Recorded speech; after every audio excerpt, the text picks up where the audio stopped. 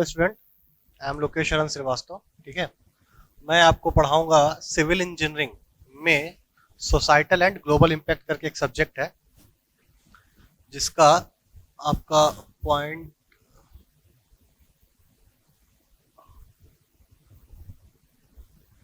इसका वेटेज 2 है। ठीक है, तो पॉइंटर सिस्टम में इसका वेटेज 2 है। ये आपका जो सब्जेक्ट है ये पूरा थ्योरेटिकल सब्जेक्ट है, इसमें न्यूमेरिकल नाम का कोई भी चीज़ नहीं है। और ये कोर सिविल इंजीनियरिंग से एकदम से हटके एक नया सब्जेक्ट है जो पहली बार इंट्रोड्यूस हुआ है। इसका अगर मॉड्यूल 1 देखें तो मॉड्यूल 1 में इसके टोटल 12 टॉपिक्स हैं। ठीक है, टॉपिक वाइज देखते हैं। Understanding the past to look into the future. ठीक है, पास्ट को समझ के फ्यूचर में क्या किया जा सकता है उस पर विचार करना एक टॉपिक है। दूसरा है प्री इंडस्ट्रियल रिवॉल्यूशन डेज। आपको पता है इंडस्ट्रियल रिवॉल्यूशन कब हुआ था? इंडस्ट्रियल रिवॉल्यूशन हुआ था इंडस्ट्रियल रिवॉल्यूशन जो हुआ था वो हुआ था 1760 से लेके 1870 तक।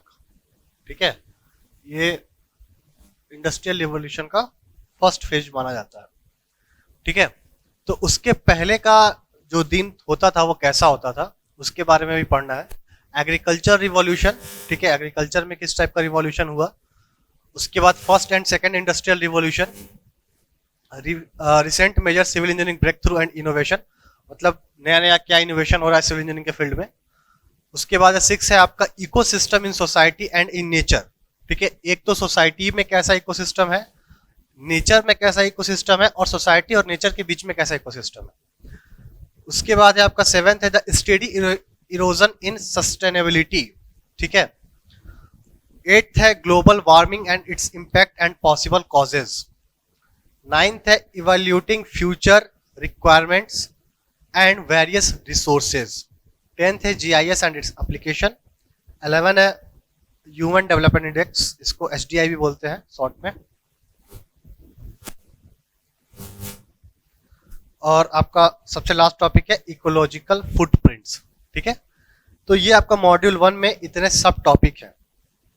ठीक है, अब एक एक करके अगर देखा जाए तो अगर आप जब एक एक करके पढ़ोगे तो ये खुद से लिख सकते हो।